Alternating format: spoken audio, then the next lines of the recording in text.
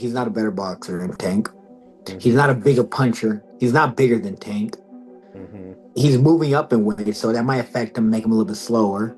B-level matchups just because they're called pay-per-views and you say masquerade them as something special, you know?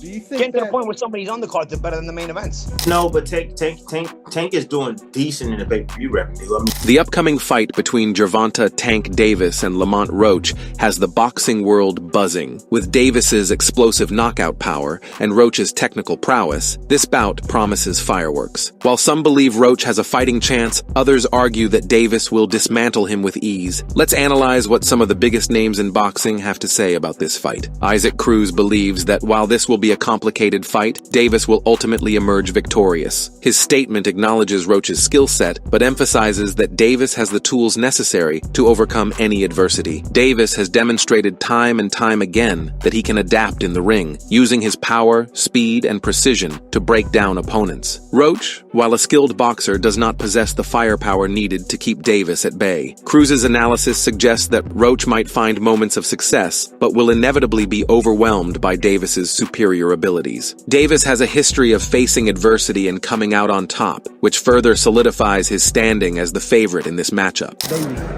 It's a complicated fight, but Davis is going to come out on top in the end. Tim Bradley has praised Gervonta Davis's ability to generate massive pay-per-view revenue. His star power has grown immensely over the years, proving that he is not only a phenomenal fighter, but also a major draw in the sport. This popularity also works in Davis' favor psychologically. Opponents step into the ring knowing they are up against one of boxing's most feared punchers. Roach, on the other hand, does not command the same level of respect or fan following, which can play into the mental aspect of the fight. Fighters who have been in high-stakes matchups often perform better under pressure, and Davis is no stranger to these moments. Bradley's comments further reinforce the notion that Davis is operating on a different level, both inside and outside the ring. no, but Tank is doing decent in the pay-per-view revenue. I mean, you got Canelo Alvarez. Paulie Malignaggi did not hold back in his criticism of this matchup, controversially stating that there was no need to match Davis against someone of Roach's caliber. His remark suggests that Roach is not a worthy opponent for Davis, implying that the fight is more of a mismatch than a competitive bout. While this statement may come off as harsh, it highlights the significant gap in skill, experience, and overall boxing pedigree between the two fighters. Malignaggi's critique resonates with many fans who believe Davis should be taking on tougher opponents to solidify his legacy. While Roach is undoubtedly a skilled fighter, he lacks the high-profile victories that would make this a truly compelling contest. You don't need to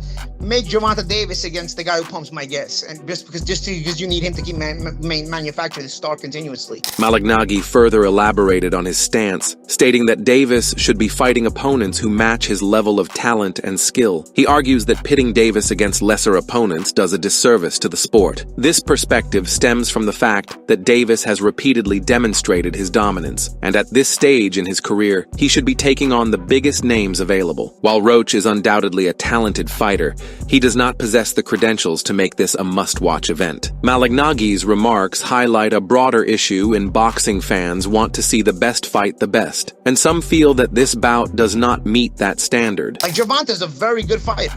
I criticize the matchups not because I don't like Gervonta Davis, because I feel like he's so good that I want to see him against somebody like him. Why should I have to watch? Malignaggi also made an interesting observation regarding Davis's financial situation, stating that fighters who receive large payouts early in their careers often talk about retiring. His implication is that Davis may not be as hungry for competition as he once was. This perspective adds another layer to the discussion. Does Davis still have the drive to push himself against elite opposition, or is he content coasting on his past accomplishments? This fight against Roach may serve as a litmus test for Davis's motivation. If he dominates and looks sharp, it could indicate that he is still eager to prove himself. However, if he appears complacent, Malignaggi's concerns might hold weight. When I hear guys like Davis talk about they want to retire, they're not motivated anymore, and well, that's just because they've overpaid you. You know what I mean?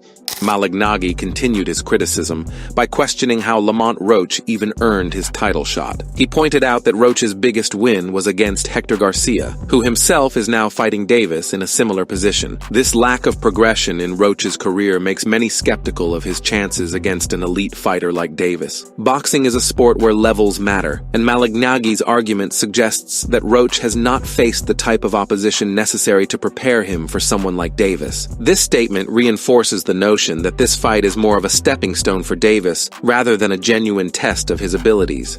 Alex Garcia, because Alex Garcia went back to 130, still had the same belt. So you're just recycling the same move over and over again. We're not even progressing.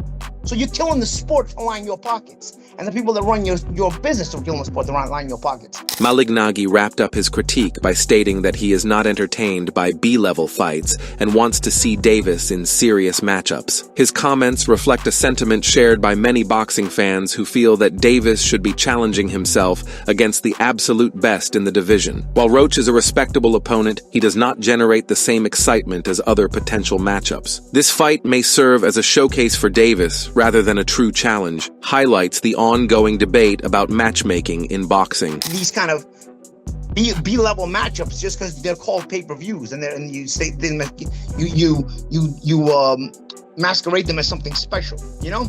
Despite his firm stance that Davis will win, Romero does not completely dismiss Roach's ability. He makes it clear that Roach is a great fighter in his own right, but the issue is that he is stepping into the ring with one of the hardest-hitting fighters in the sport. This is not a matter of Roach lacking skill, but rather the fact that Davis operates on a different level. Romero's statement emphasizes the brutal reality of boxing. Sometimes, even talented fighters are simply outmatched. Roach may have the technique, but will that be enough to neutralize Davis's power and ring generalship?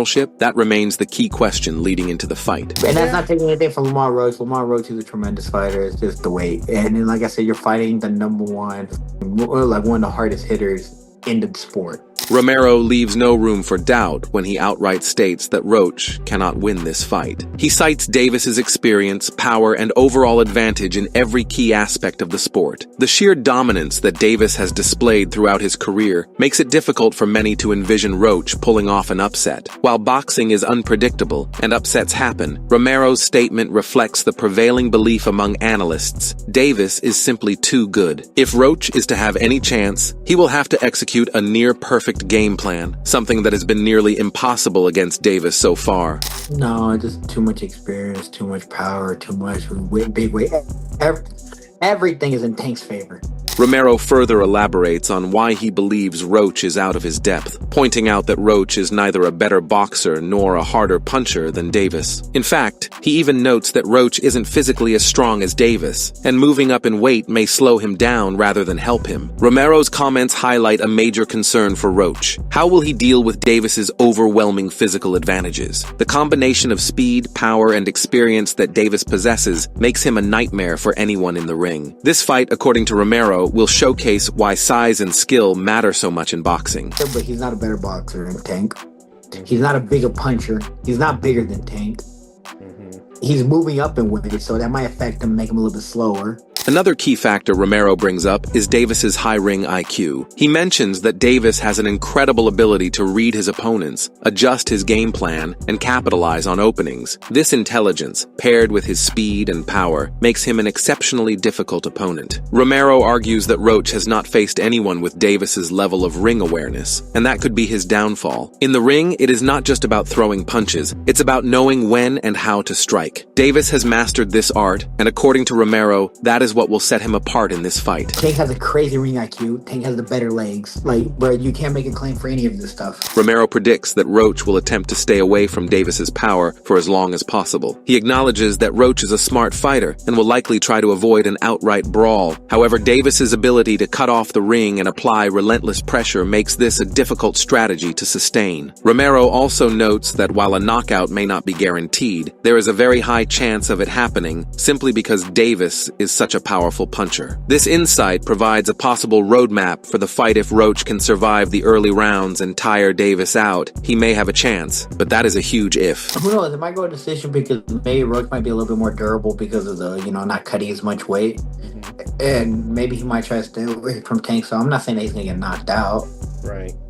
But I mean, there's a huge chance that he's gonna get knocked out because Tank has, is a puncher, Yeah. But like, regardless whether yes or no, Tank's gonna win decision. Jimmy Lennon Jr. keeps his analysis simple and direct. He believes Davis will win because he is an excellent fighter who knows how to end a fight. This assessment cuts through all the noise and speculation. Davis has built a reputation as one of the most dangerous finishers in boxing. Whether it's through overwhelming power, sharp counterpunching, or precise combinations, he finds a way to close the show. Lennon's confidence in Davis suggests that this fight may not even go the distance. If Davis sees an opening, he will take full advantage of it, and that could spell disaster for Roach.